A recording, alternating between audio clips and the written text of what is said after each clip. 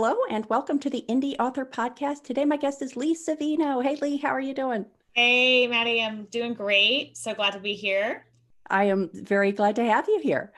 To give our listeners a little bit of background on you, Lee Savino is a USA Today bestselling author, mom, and chocoholic. She loves connecting with other authors, which we'll be talking about a little bit today, and writers, and invites you to join her Facebook group for authors serious about making money from their books, Millionaire Author Mastermind. And we'll ask Lee to give some contact information for there at the end of our conversation. I met Lee when I signed up for the Six-Figure Author Marketing Challenge course, which I found out about after talking to Nicholas Eric about his 5 keys to building a resilient indie business. And that was in episode 52 of the podcast. Of course, I want everybody to listen to all the episodes, but if you're thinking about going full-time as an indie author, that is a must listen, episode 52, and I'll provide a link to that as well. And Lee and Nick are co-instructors for the course. And I was especially impressed with what Lee had to say about newsletters. So I have invited her on the podcast to talk about that topic. And I think that listeners can probably tell what aspect of the writing craft and the publishing voyage I'm struggling with at any particular time based on the topics of the podcast discussions. Author newsletters is definitely something that I struggle with, not so much for my nonfiction platform, but for my fiction platform. So to get us all in the right mindset for talking through this topic, Lee, what is it about newsletters that makes you enjoy it, assuming it's something that you do enjoy? So early on, I was told by my website guy, he had been involved in direct response marketing since the olden days when it was done with mailers. You get lists of addresses. And so he had gotten a degree in this from one of the few places in the US where you can get a degree on direct response mailing and marketing. So he was so excited to say, you can set up this email list. And I had started to read Nick Stephenson's Reader Magnets book, where Nick was learning more about marketing from other venues and bringing it to the authors and saying, look, give readers a freebie that relates to your books. And I would relate it to your top series, whatever you're working on.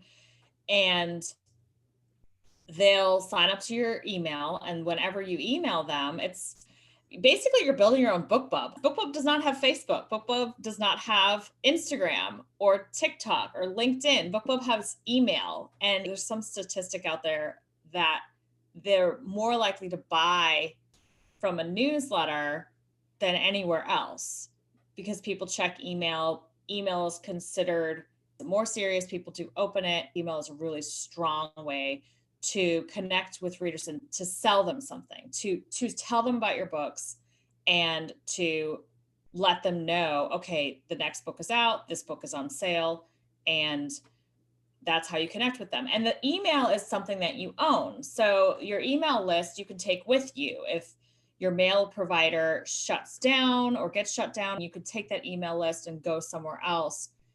I would not email people directly out of Gmail. You'll get your Gmail shut down as a spammer, but I would set up your newsletter via MailerLite or one of the services that knows how to follow the rules.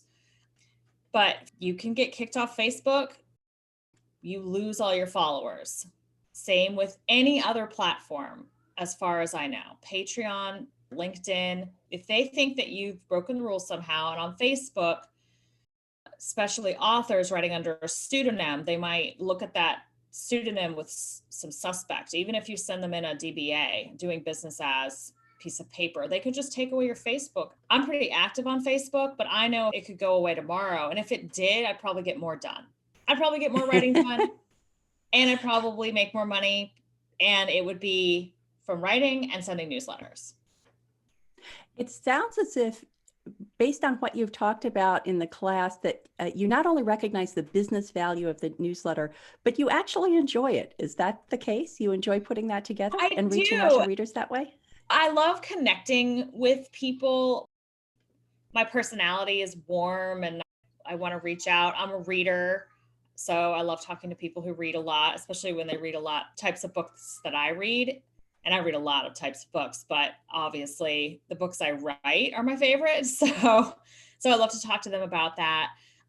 And newsletters were difficult for me because I felt like it was so one-sided, but I found ways around that. And I actually was going to answer a question down the road on how to feel like I'm engaging and there's a bit of a back and forth conversation, because that was the only thing I struggled with. I couldn't see their faces and I felt like it was just so one-sided, but I value the newsletter enough. And because I started growing it correctly from the beginning, it's just really powerful and it's really great. And I'll tell you, you will love newsletters when you send out an email or you schedule it and it goes out while you're at the park, and then your book sales quintuple. That will make you love email. I tell authors, if you don't like social media, don't do it. It's a waste of time. Just don't do any of it. If you don't want to blog, don't do it. Can it be useful? Absolutely. Anything can be useful, but do it because you have another reason to do it. Do it because you really want to. And same with books. Don't write what you think will sell, something that you actually want to write and you think will sell. Put those two together. But newsletters is the one thing I'd say, even if you hate it, even if you think it's weird, even if it takes a while, like me, it took a while for me to wrap my mind around just the concept of I have a freebie, people sign up to get the freebie, I send them the freebie, then they're on my newsletter, then I send them regular mailings and I just let them know how often I'm going to send it. That took a while for me to wrap my brain around it. And once I did, I was like, this is amazing. And even if it takes a while for you to get your mind around the concept and you don't like it, this is the one area I would say, just do it. Just do it. It's like writing books. Maybe you're not the best at dialogue or plot or whatever, but you need to embrace it. You need to embrace the fact, or just write poetry and embrace that. So writing newsletters is something, and having a newsletter is something that you just embrace it. It is that powerful. Even if you're not warm and fuzzy, even if you don't really want to bother readers or connect with them, and we could talk about that in a second, embrace it and it'll give you such great returns in a way that Facebook will not. A Facebook group or Facebook following, an Instagram following, a TikTok following, unless you're amazing at that. If you want to do TikTok, just do it. If you're going to do it anyway, maybe there is a way to engage your fans via TikTok, but don't join a dating site to sell your books. The same with Facebook and Instagram. Are you on there because you want to be on there? You want to connect with people, not to sell your books. Then you can do that. But newsletter, do it anyway. Take your medicine and do it even if you don't want to. I think you had mentioned one of the things that I believe is a barrier for many authors, myself included. And this is different between my fiction and nonfiction. So for my nonfiction, I have no problem sending out a biweekly newsletter. In fact, I'm thinking of moving it to weekly because then I can send it out in conjunction with a new podcast episode. Yes. And I can theme the newsletter around that topic so that when a newsletter went out right after our conversation aired, I could have information about, oh, here's an interesting article from Publishers Weekly about emails, or here is a comparison of different email sites. I can think of lots of content that if I were a reader of that newsletter, would really value getting. And it's easy because you have an automatic topic, the writing craft and the publishing voyage, or whatever your nonfiction topic is. But with fiction, I'm always fighting that I don't want to be a pest mindset. I don't want to annoy my subscribers. And so I'm almost apologetic about it. When we started talking about email newsletters in the class, I looked through how I position my newsletter. All my positioning for my fiction newsletter is very apologetic, like, I'll hardly ever send you anything. And it's very counterproductive. I'm sure that sense conveys itself to the people who might otherwise sign up for it. So do you have any recommendations for people to get past that I don't want to annoy subscribers mindset? Yes. So a few things. It's so interesting for you because there's one email that you would send happily and you're thinking of increasing the frequency, letting everyone know, hey, I'm going to talk to you weekly from now on because I'm just finding so much good material to send to you. And I have a podcast weekly. And that mindset is very much like, I have so much to give you. So carry that over to your fiction, because fiction is also a gift. You had asked me to talk about the difference between selling and connecting and how much to do. And I think of selling or marketing as connection. I am connecting with people. And as a reader, I know that they really are looking for their next vampire romance novel, truly actively searching. They have a huge to be read pile. They're not in the mood to jump into contemporary romance and they want more vampire romance. I'm like this all the time and I'm scrolling and I'm finding new people. And if someone says, "Hey, I just read this and I think it's great," or if my favorite author says, "Oh, I just wrote one," or wrote anything really, because favorite authors of mine, I just need one button where I buy everything that you've written. I would seriously do it because then I'm not like, "Oh my gosh, I missed that novella over there." So when you are sending an email, you are connecting with readers, even if all you're doing is telling them about your new book. Marketing is connection. And I'm talking about vampire romance because there are some people listening who are like, "I never want to hear about that." Good. I don't want to tell you about it. You're never joined my newsletter. You will never sign up for updates. That's great. And if you accidentally join, you would unsubscribe. You'd be like, "Hey, Lee, I was looking for the author newsletter. Why am I getting these?" Yeah, I think that mindset is important to embrace. Also, when you go to set up the newsletter, when people are entering to the newsletter, make sure you've made it very clear what they're doing. "Hi, I have this free vampire romance novella about this student and this vampire she discovers in a crypt, and he's hot and sexy because that's how vampire romance is." It just happens to be a 1,000-year-old creature who's beautiful. And they bond over Nietzsche. That's a joke between Nick and I. And then they fall in love. And all the vampire romance readers are like, "Oh, I want to read that." Oh, and he has an ancient puppy called Carabas. And was everyone who's a nerd like me who loves that sort of thing is going to be like, "Yes, give me that free novella." And I'm like, if you get this novella, you're signing up to my newsletter. The next message will be, "Hi, you have now subscribed to my newsletter, and here's your free gift." And then the next email will be the same. "Hey, you signed up by getting this free gift. Make sure you get it. Here it is. And now let me tell you a little bit about me." And I have no problem with sharing a person this way because I have told them, imagine it this way. If I stand outside my house and say, "Hey, I'd love to invite you into my house for some food. I have this new book that I want to tell you about." Or, "Come in to eat the food and my husband has bees and it's all made with this honey. And I also have the honey to show you that I'm selling." And I've just made it very clear that if you come into my house, I'm going to talk about our honey, and we're not selling honey yet, but maybe one day. And you're going to probably leave with a complimentary jar of honey. And if you want to buy some honey, it'll be available. And it's so clear. And I have no problem telling somebody I'm already excited about it, obviously.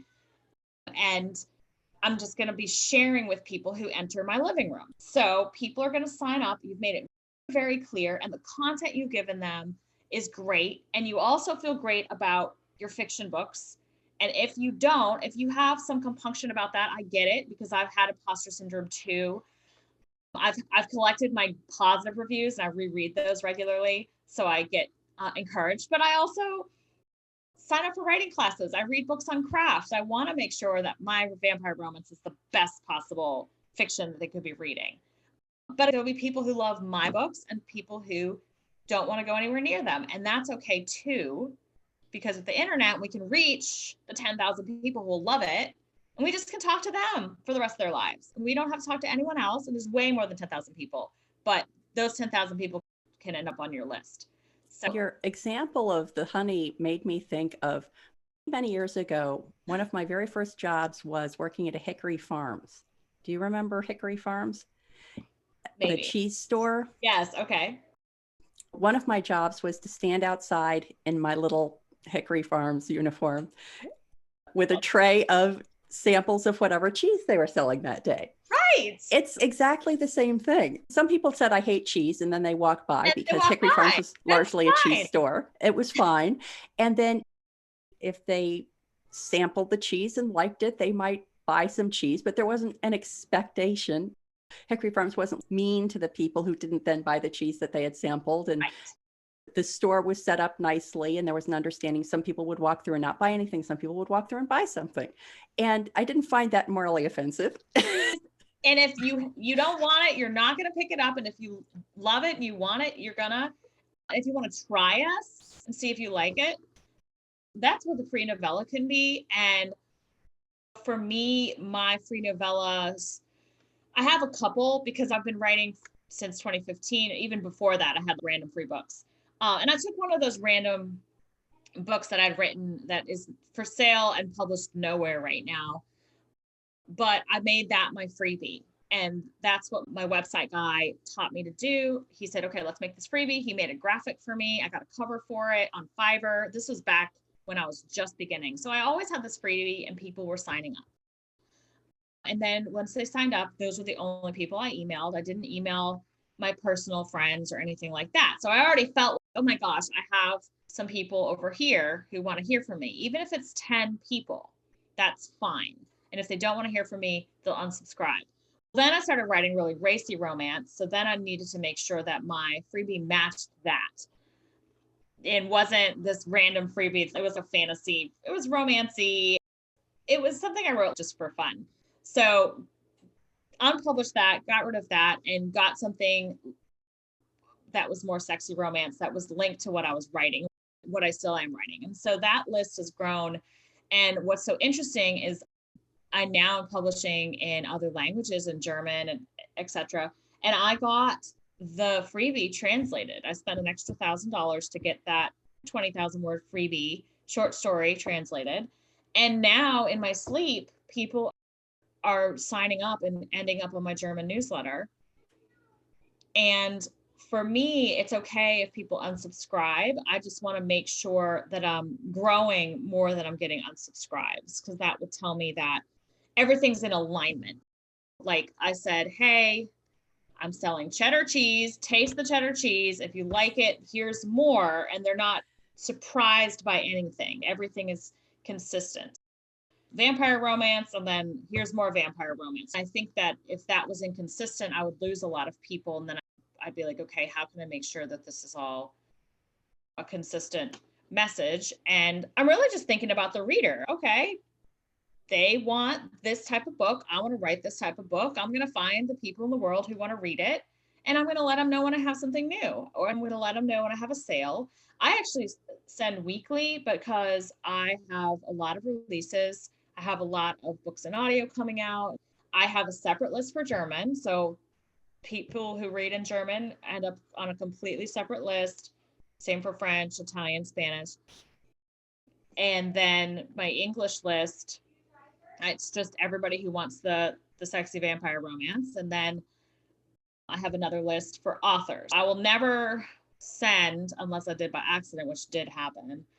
Hey, do you want to make a lot of money from your books? So here's this newsletter. I totally sent that accidentally to my huge list. And I got a lot of signups because people were like, oh, this is so neat. Some people were like, why did I get this? But very few, because I'm chatty as an author in my newsletter. So they just knew, oh, Lee's talking to us. Okay, what's she going to talk about next?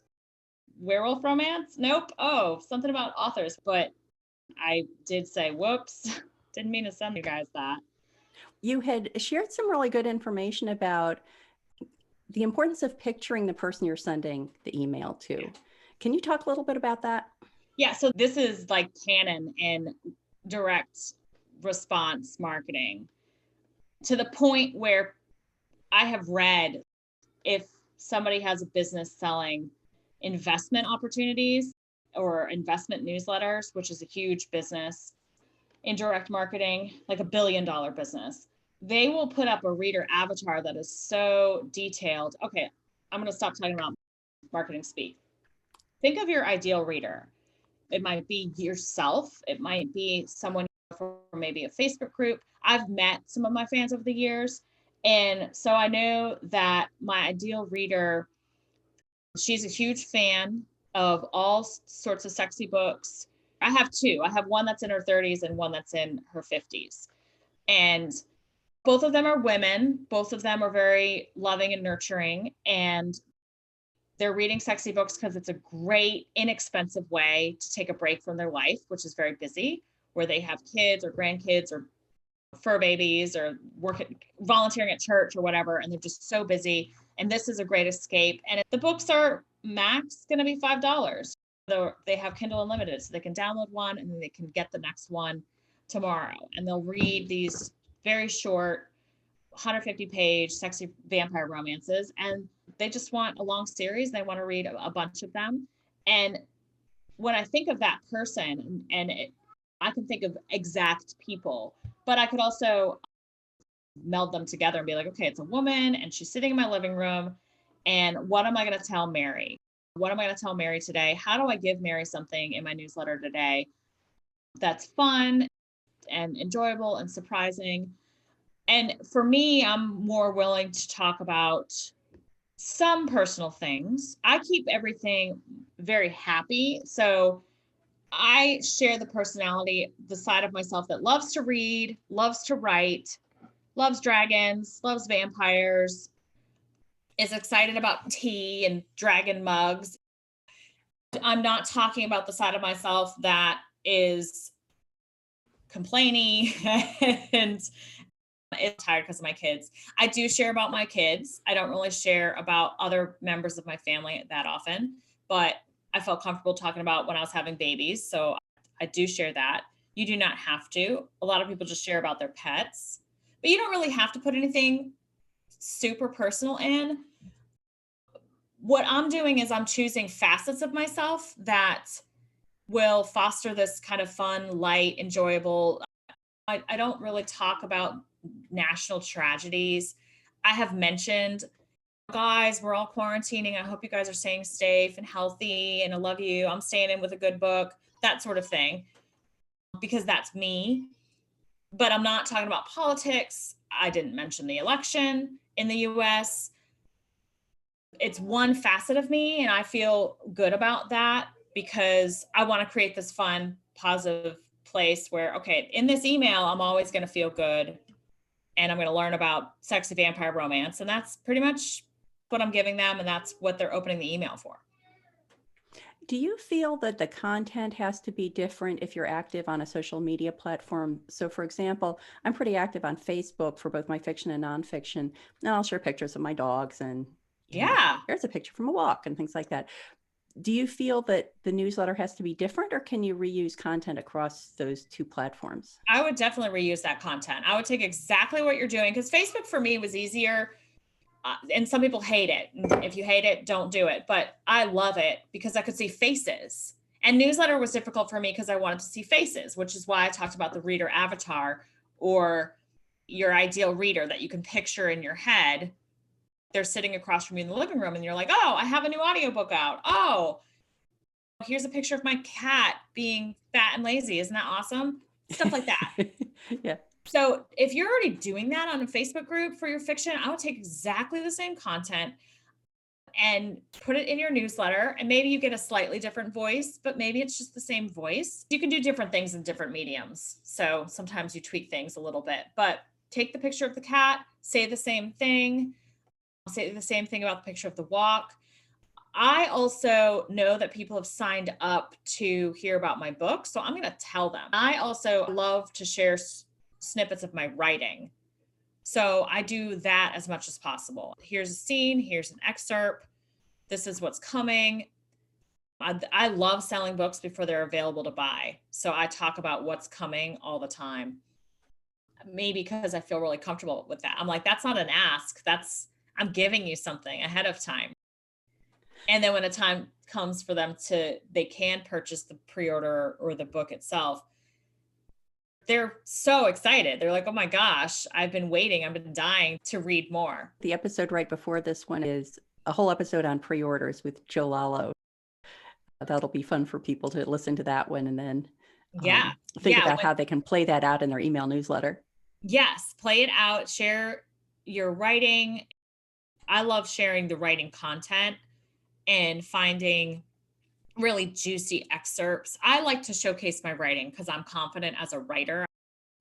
I like prose. I like pretty writing. So I'm always trying to find something that leaves that reader with that feeling of, oh my gosh. And also, I write erotic books, so I can put really racy stuff in a newsletter, and I would not do that on Facebook. So You don't that's want to a accidentally send that to your author list. no. Oh, my author list pretty much knows what I write, so they would just laugh. But yeah, I am careful. That only happened once, and it was interesting because a lot of my readers turned out to be either authors or aspiring authors, and I think it was meant to go out to them. I don't know how it happened. Continuing our conversation about content a little bit, I find that the emails that I enjoy getting from fiction authors have a theme.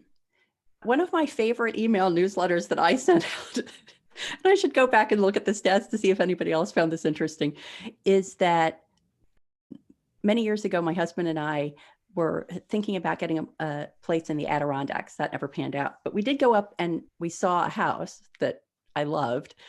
And it became the house that my first character lived in The Sense of Death, Anne Kinnear's Adirondack cabin. And then I must have been signed up for some kind of notification thing on Zillow because I got a notice that a place was for sale, and I opened it up and it was this cabin. And so I sent out a newsletter saying, look, Anne Kinnear's cabin is for sale. You can actually go through and see pictures of it.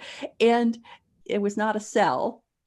Ideally, someone would say, oh, I love the Adirondacks. I'm going to read the book that was the setting for. But I didn't do any explicit selling, but it was tied in with the book. I think the exception to that is pets. People like to see pets regardless of whether they have anything to do with your book. But do you think it's a good idea to stick with things that are in some way related to the content of your fiction, or do you feel like anything's game when it comes to newsletter content? I think anything's game because it's you and you're the only one having your experience and you're putting those things together yourself. I think that's awesome. Obviously, you were excited to share that content. And if you feel like you want the theme and you want it just all to relate to the book, then do that. And you'll attract the readers and the newsletter subscribers that really enjoy that. I think it makes it easier for me to think in those terms. I'm all about templates and Excel spreadsheets. So if I think of a newsletter and it's going to be like, here are my upcoming author events. Here's a new book launch. Here's some attractive pictures from Chester County, Pennsylvania, which is where most of my stories are set. Oh, look, here's a story about Mount Desert Island, which is where some of my other stories are set.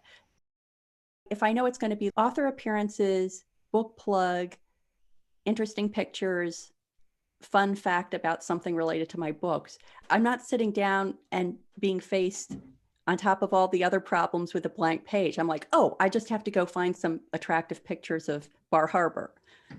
That's easy. Yeah.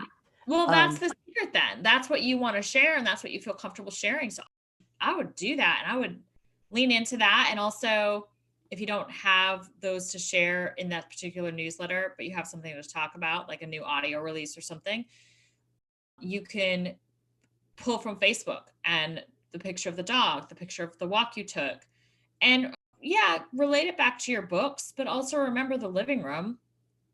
Maybe I'm just bad at conversation, which is also possible, but I just talk about the most random stuff with people and the conversation just bumbles along. And if you have a brain like mine, it completely makes sense to be talking about Nietzsche and then cheese. Like, totally, let's do it.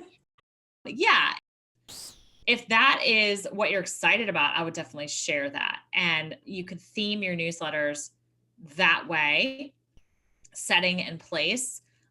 And if someone watching is not comfortable sharing anything personal, then don't share anything personal. Your books are personal though. So what in your books can you share about? Can you talk about a certain character? Did you get drawings of this character?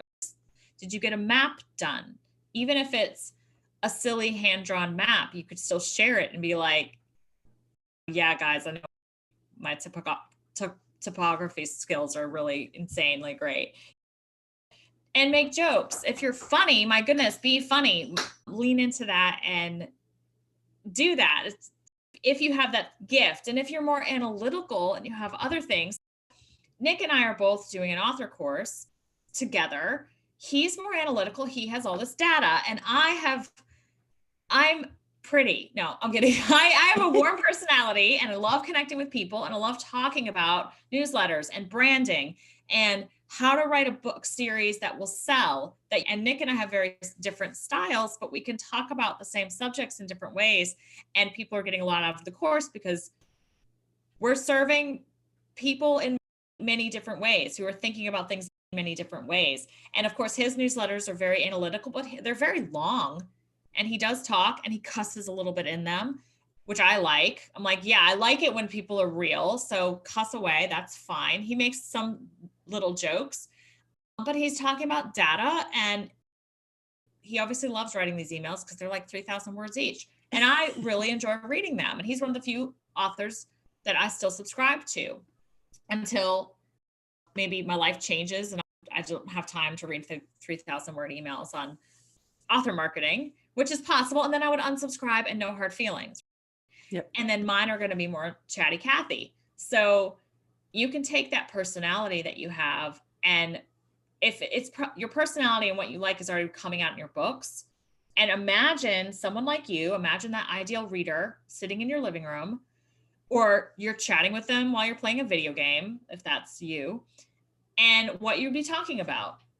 And talk about a few of those things, but also know that talking about your books isn't selling necessarily. Buy my book is a pretty on the nose sell, but if you're thinking of your books as gifts to readers and they can get it for $5 and have hours of entertainment, then buy my book is actually a way you're giving them something, you're connecting with them. So start to think of things that way. Are there any specific pieces of advice you'd have for an author who maybe is planning to write 50 books, but they've only got one, or an author who's working away, but their schedule is one book a year, let's say? Yeah, that's great because of certain types of genres for sure lend themselves to really intricately plotted and detailed and well-researched type books. I would just stick to your schedule and to your own inspiration. For me, I had the opposite problem. People were telling me, okay, to make a bigger splash and to hit your goals as an author, you should write longer books and release them slower. And I was thinking about that and mulling over how I would do that. And meanwhile, my kids are 2 and 4 and they interrupt me every 30 seconds. And I realized that I don't want to write longer books at this time in my life. The thought of it isn't fun. So why would I do it? And again, I do think about marketing and how to sell books, but I was like, I've done really well with lots of short books, really short, that I release rapidly. So one a month, one every other month. Why would I change what's working? And it is working because I've just made it work. I've just done it since 2015. And now I have long series and I write a new book and I can put book one on sale. And whenever I email once a week, I could have a free book in that email every single week if I wanted. And I love giving away books. So that would make me feel really happy. Sometimes I do that. I'm like, oh, what do I have to offer? I want to give them something free this week. What can I do? And I'll go and I'll make a book free real quick and send it to them. So if your schedule is the other way and you're just doing one a year, I would not send probably an email weekly. I would tell them it'll be once a month or once every 6 months. I just tell them how often I'm going to be sharing. And obviously you're probably researching a lot, whether it's a fiction or nonfiction, you're researching the locale, you're researching the subject. If it's historical, you're uncovering tons of history. So talk about that. Talk about your writing process and what's going on behind the scenes, and then share a snippet of the writing. And then the next email is 6 months later and you have the book up for pre-order and you just start talking to them probably a little bit more frequently, maybe once a month until the book releases. And you're giving them snippets. You're telling them about the writing process, the places, sharing the maps, sharing the pictures of the places you might have visited, talking about the basis of the characters, tell a little story. Readers on your list, if you tell them, hey, I just email once a year because that's my writing schedule, and they found you and they know the types of books you write, they're probably like, okay, we're here for that. Just let me know when you write another book. If someone is changing the frequency, let's say I decide to daringly back off my commitment to only send anything when I launch a book, how do you set that up with readers so they don't feel like there was a bait and switch there, especially if you're emailing more frequently than maybe you originally set the expectation you would do? Yeah, there's a couple of different ways to do it. One is, hey, I want to email weekly now, and I've been doing it only every other week, and it's going to be on this special topic. So sign up to this list if you want to get those newsletters, which will be sent weekly. That's one way to do it. You split your list. I've done this before. If I have a launch, I'm like, hi, I really want to share with you some extra stuff about this launch. Click here if you want to be the first to know about the launch and to get some sneak peeks. And I email every day, but I only email that core of 500 people who signed up to just hear about that book launch. And I've separated them out in MailerLite. You separate them out into a different group. So I just email that group. They're the first to know. And then I'm just emailing my other newsletter weekly, which is still very frequent. And I don't do that often. I've maybe done it twice in my career because it's a lot of work. But you might say, I would love to let you know more about this launch. So click here and you're going to get a sneak peek. And then the next day I'm doing a contest and this and that and the other. So that's one way to do it. Split off the list, either temporarily for a launch or permanently you're splitting it. Or just tell people and let the people who aren't into it unsubscribe, because unsubscribing is not bad. I want you to embrace your unsubscribes. People who are unsubscribing either want to take a break. Like I just unsubscribed from 2 author newsletters today. I just needed a break. It was like, this newsletter isn't bringing me joy anymore. I always know I can resubscribe. In fact, I probably will one day be like, oh, I love those newsletters. I save author newsletters. And right now, if this whole subject is like, whoa, go right now. This is your one piece of homework and sign up for your favorite authors newsletters. Download their freebie, figure out how to sign up for new release news, whatever it is, and then save your favorite emails, read the emails, unsubscribe from the ones you're not into, and notice what makes you open, what makes you click, and take those ideas and use them in your own newsletter. I love that advice. Is there some percentage of unsubscribes that you should start thinking about that it may be a problem? Yeah, so my newsletter right now, I have one that's organic subscribers. It's 18,000 people. And I have this other one that I get from lots of promos, and it's thousands of people. I do not watch my unsubscribes. I am more watching monthly to make sure overall I am either maintaining a level of subscribers or gaining. If I was losing subscribers at an insane rate, I would make sure that I was in alignment. I write a lot of paranormal romance. I'm going to write some just plain contemporary romance. And I've started a separate contemporary romance newsletter, and I've set up that I email them less frequently. And I might just end up merging them all later. But I think that if I started to send the contemporary romance readers non-contemporary romance books, they were surprised, they might start unsubscribing faster or not. I would just make sure that my message is in alignment. And if I've promised contemporary readers contemporary romance books only, which I did, then I would not send them The Werewolf and the Vampire, which is interesting because there's probably a lot of overlap of who would read both. For my author newsletter, my nonfiction newsletter, I'm not going to ever drag them into a launch. If it got to the point where month over month, I just was losing way more subscribers than gaining. And I'm not the data person. Remember, I'm like eagle view, gut level instinct type person. And it works for me.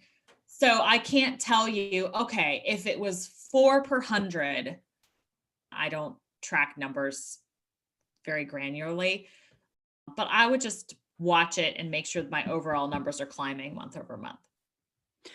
Switching to some very logistical details, what mechanism do you use to provide the giveaway that you're offering as an incentive to the people who subscribe to your newsletter? I use BookFunnel because the books are longer.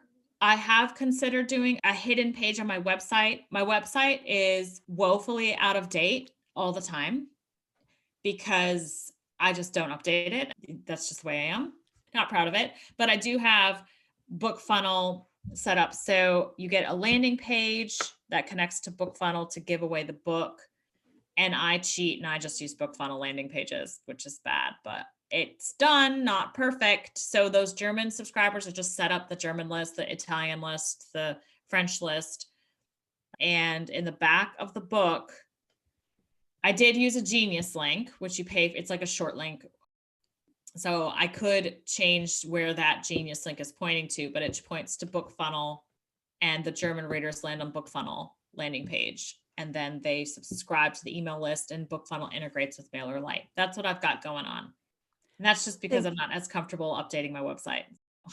I would think that the benefit of using BookFunnel, which is what I use, is that if there are technical problems, the reader's calling BookFunnel and not you. Whereas Yes. if they go to their website and they can't download it, then you start getting technical support questions. Yes, we do lots of check your expenses in the course. We're looking at all our expenses. How could you just survive? And the reality is I could cut tons of expenses and get to the bare minimum, but I wouldn't. BookFunnel would be probably the last thing I would unsubscribe from or cut that subscription. It's $20 a month or so, and it integrates with MailerLite. There are readers signing up right now to my newsletter. And I have a bunch scheduled to go out because I have some German releases coming up. So I just scheduled when the pre-orders go live. If I had to cut my business to the bare bones, I would have my newsletter, and I probably integrate with BookFunnel. Those would be my costs. And my website. That's it.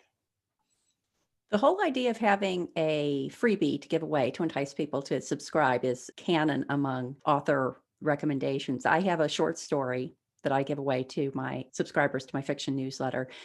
Another recommendation I love, I haven't actually acted on this yet, but the idea of an actual cut scene I love, because sometimes it makes it less painful to cut the scene. Yes. Because you can use it for something. So I have a standalone that's in the wings, and I have a cut scene from that I'll use as a giveaway when it makes more sense because that book is coming out. What are some other ideas you would have for things that people can use as giveaways? I want people who read ebooks, so I'm going to give them an ebook. But it can be really short. If you're ever invited to a box set and you had this idea for a story, so you wrote it for the box set, and then you get it back after the box set contract is complete, you don't know what to do with it, make that your freebie for a little bit. Or just give it away free to build your newsletter, like a BookFunnel promo type thing. Don't be afraid to repurpose content or write new content to give readers a little free extra and to get more people onto the list. Don't feel like you have to change up freebies. I'm reading about market penetration, and if something's working, people tend to want to change it because it's old to them. But if it's working, you should just keep it forever until it doesn't work, because market penetration is you're the same 5 years later and you're starting to find all the people and go in deep. But you can be creative about what you offer as a freebie. I would just say if it's not working, change it up. If it is working, or if you love it, maybe you have, this would be cool, but even a graphic or graphic novel type page that you got storyboarded or something just for fun. What I wouldn't do is anything physical. That would be cool, but it's so much extra work. You really want this to be a piece of content that you can send in a PDF, and you can set it and forget it, so that when people are downloading it in the middle of the night, you have nothing to do. I do nothing to get these people on my list, but set that freebie up and pay for the BookFunnel cost and the MailerLite cost. And then I just email them. One of my favorite ideas for a giveaway was the one that Mark Dawson did, or maybe still does, for his John Milton books. And it was John Milton's confidential dossier from the British Secret Service organization he belongs to, even with parts redacted. So it looked really official, and he made letterhead and everything. I thought that was super clever. That is awesome. And that's fun. And yeah, character notes, more about the character. Cut scenes could be something that just gives more insight into a character or their pets or something. It doesn't have to be a full story. It's just a little bit extra that gives that reader that little taste. It's like a little bit of a dessert, right? Yep. The one thing I would caution against is don't give them too much. I signed up for a newsletter, and they gave me 3 books in the series as the starter library. And I felt overwhelmed, and I felt, oh my gosh, I have to read all these 3 books before I can even think about buying something from this person. And that's not the feeling I would want to give to my readers. I want them to read my freebie and go, oh my gosh, I want more. That was so good. And it was just enough, like at the most famous, the French Laundry is a restaurant in the US. Thomas Keller is the head chef and founded it. And he talked about the law of diminishing returns, which means he wanted to give people a plate of food and it was 1 bite less than satisfaction. It never filled them to bloated satiety. They were just like, oh, if I could just have 1 more bite of that dish. So the portions were considered very small, but that was his intent. That should be your intent with your freebie. You give them just a taste more and they want more of your books. And so when the next email comes, you're like, did you get your Berserker freebie? Here's the next book in the series. I love writing these characters. Here's some stock photos that I bought of the way the characters might look. Here's a collage I made of their pictures. I like to put art in there, but that can fill up your newsletter and you just want to keep it clean and neat. As few links and as few images, just mostly text as possible for deliverability. I'm really bad at that. But yeah, just give them 1 bite less than satiety.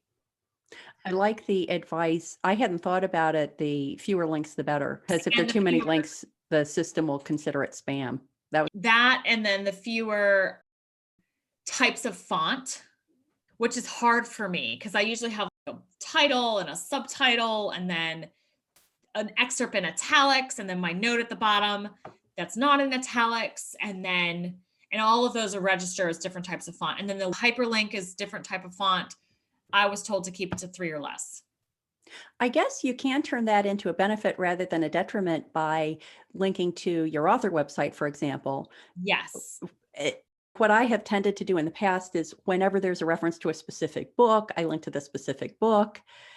But if I just link them to my website, I'm both complying with minimizing the links, but I'm also exposing them to everything. Yes. Rather than just showing them the one little bit that I'm referencing in the email.